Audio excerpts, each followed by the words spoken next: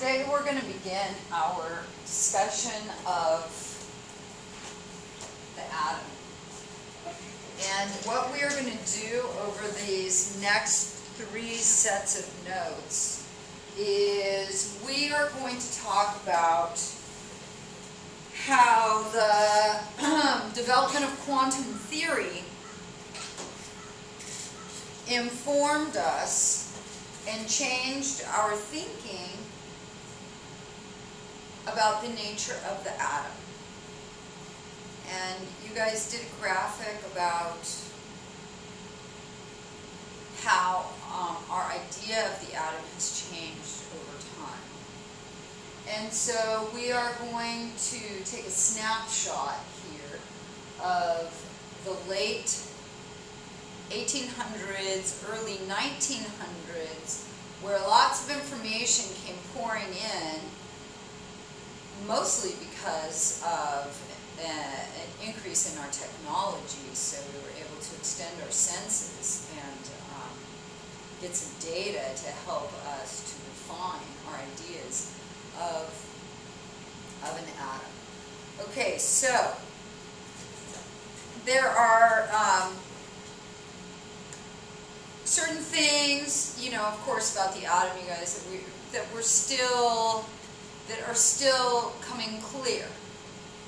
For instance, they feel pretty confident now at the CERN reactor that they have identified the Higgs boson, the subatomic particle which imparts mass to matter. And they really only felt that that data was confident this fall. And so our idea of the atom and our understanding of the atom continues to evolve. But what we're going to talk about over the next 3 days is ideas that significantly changed our thinking about an atom and the nature of matter and the nature of energy. Okay, so quantum theory. We'll see in a few minutes what does quantum theory mean anyway.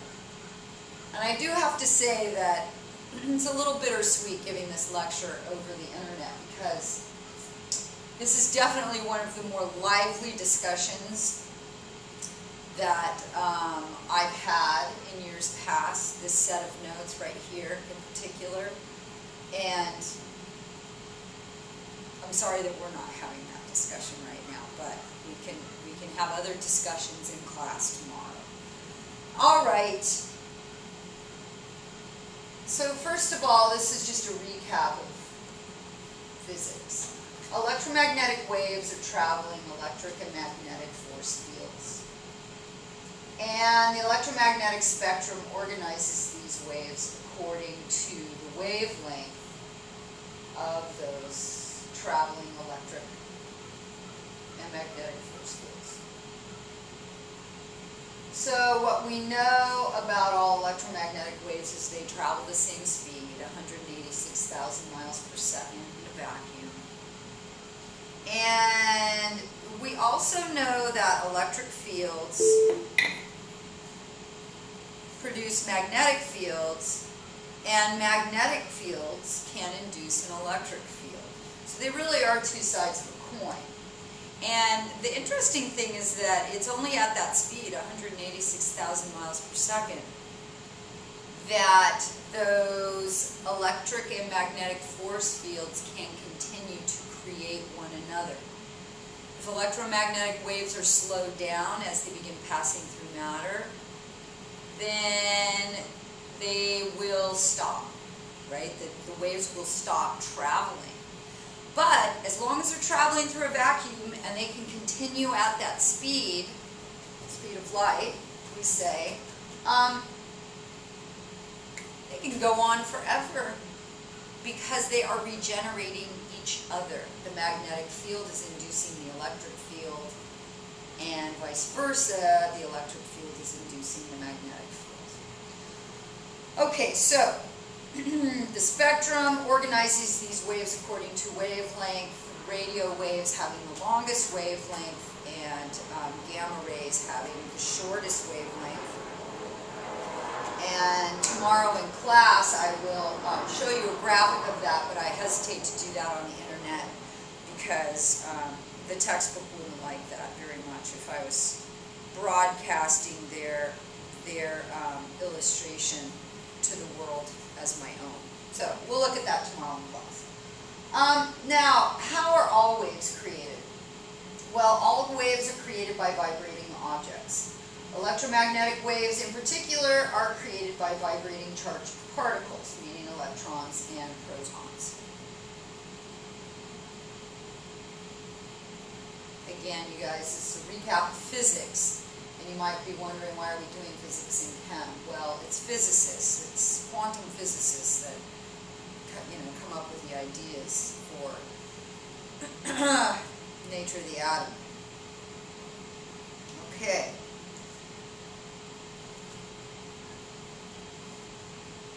So, let's draw some waves and label crest, trough, wavelength. You can't really draw frequency, label frequency, can we? So, this is the crest of the wave, this is the trough of the wave, and this is the wavelength. Okay. So frequency is a measure of, if you stood in one place and you watched waves pass you by, how frequently in a certain amount of time would a single wavelength pass? Does anybody remember what the unit of frequency is? I'll ask you this tomorrow. So wavelength and frequency are inversely proportional to one another, meaning the longer the wavelength, the smaller the frequency, because the longer the wave is, the less frequently a wave will pass, an entire wave will pass in a given amount of time. Vice versa, the shorter the wavelength, the greater the frequency. All right, so let's talk about quantum theory now. Planck, a physicist, discovered, and here we are talking the late 1800s, that energy can be gained or lost only in whole number multiples of the quantity h, and then we have the italicized v, which does not mean velocity. Okay, so h is Planck's constant, and again, you guys, it's like pi. Okay, it's a constant which is relating two things together, or numerous things together. 6.626 times 10 to the minus 34th joule seconds. What is V, do you think?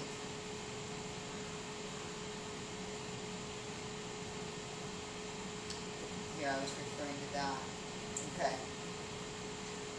So what is V? V is frequency. So he comes up with this formula. Change in energy gained or lost,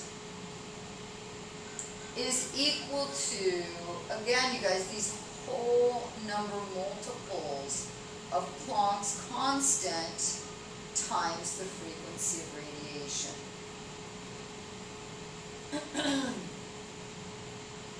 And so it's never in decimal parts of this quantity hv. Change in energy is always associated with integers, whole numbers here. Okay, now this is important to keep in mind as we talk about the next couple of days as well. All right.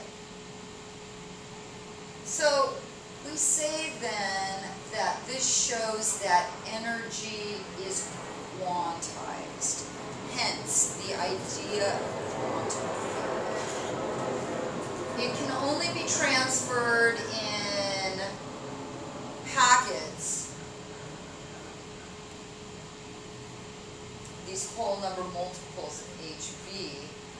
called quanta. Quanta of energy. There's no half a quanta, no half a packet. Okay, so it's always transferred, is what his observations were in these whole number multiples of h times v.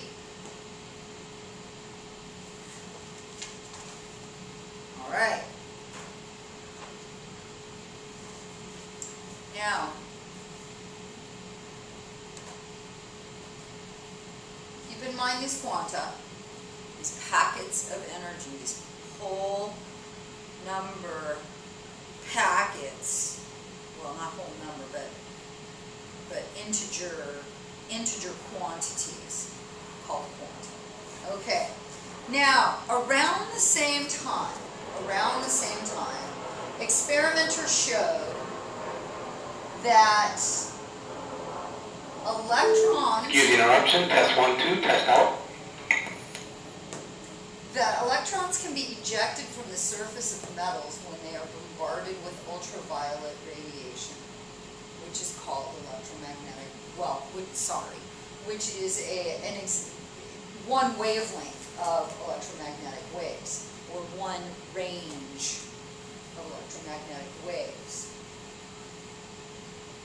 So just past visible light purple, so a little bit smaller wavelength than visible purple, violet.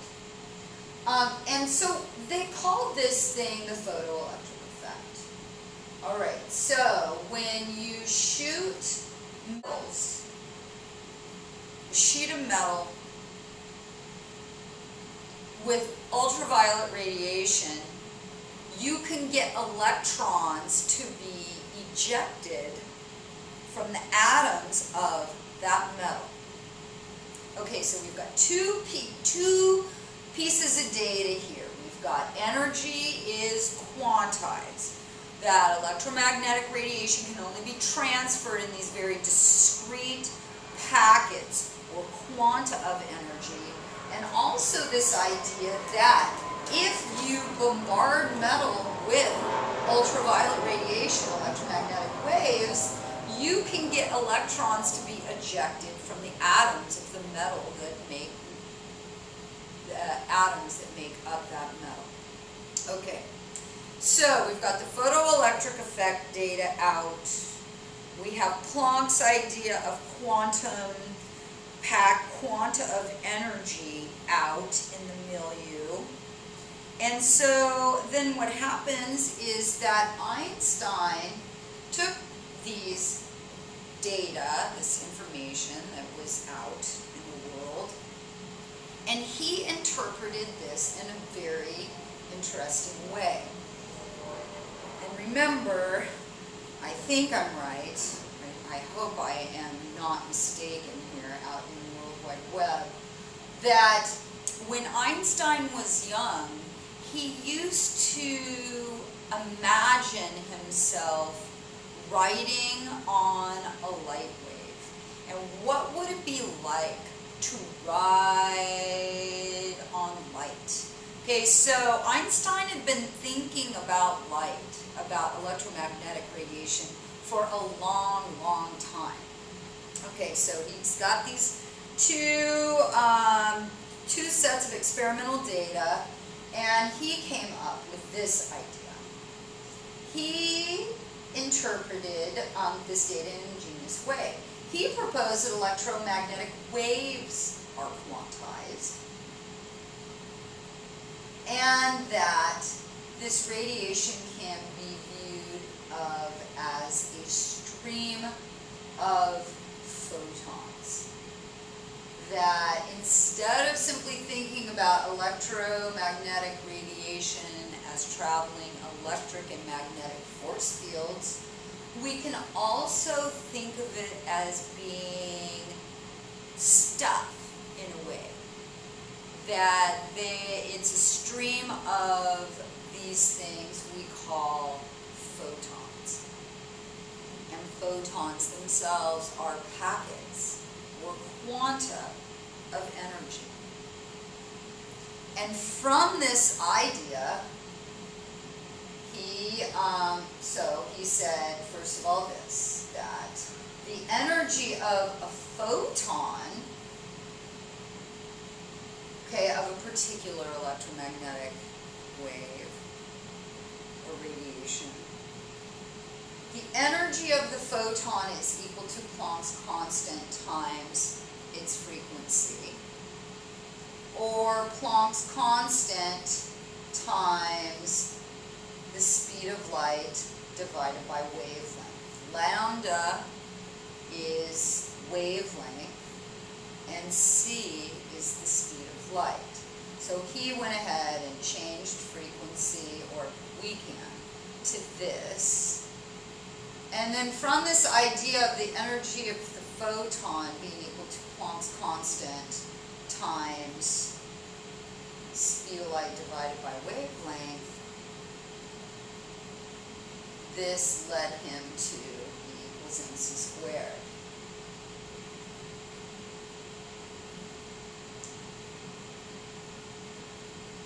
Quite a leap. And if we rearrange this equation, we see that m is equal to Planck's constant divided by lambda times the speed of light.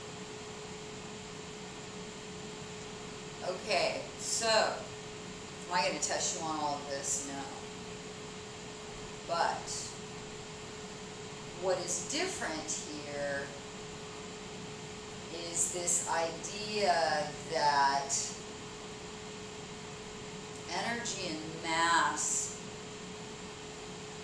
are kind of interchangeable. What we have always learned, you guys, is that energy is not matter. That we can't measure its mass or volume.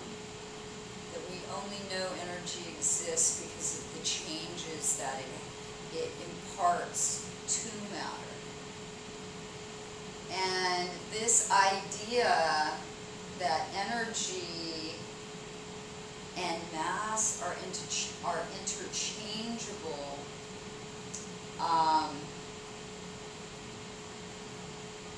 that energy has mass, that these photons can kind of act like something that has mass, is revolution at that point. Huge, like revolution in thought of energy and matter and the supposed dichotomy, the difference between the two. Now the lines between the two are beginning to fade away, and our whole ideas about the nature of energy, the nature of matter, are starting to sort of melt because of new data and new ways of thinking about the data. Okay, so then, right, everyone's all abuzz here in the 1920s. Well, does that mean then that a photon has mass? Well, so you give it a try, and a scientist named Compton collided X-rays and electrons together, and the way that those two behaved, and the way they read that data, don't ask me how they read the data, because I don't know. I'm not a quantum physicist. But the data that they got from colliding the X-rays and the electrons together showed that photons do exhibit properties of something that have mass. Now we know that we've got this subatomic particle called the Higgs boson, which imparts mass to matter So how in the world does that have to do with this? Well, something, right? But again, you guys, I'm not a quantum physicist. All right, so the whole idea now of the difference between matter and energy is starting to fade away. And of course, scientists need to start taking that into account when we're talking about the nature of matter. Okay, so now, given this information, what the heck is an atom? How now do we incorporate this into our idea of the atom? Okay, but let's wrap this up here. So, number one, energy is quantized. It can only occur in discrete units called quanta. And number two, electromagnetic radiation exhibits properties of both waves. So they behave like waves, but they are also now exhibiting properties of particulate matter. They are exhibiting properties of something that has mass.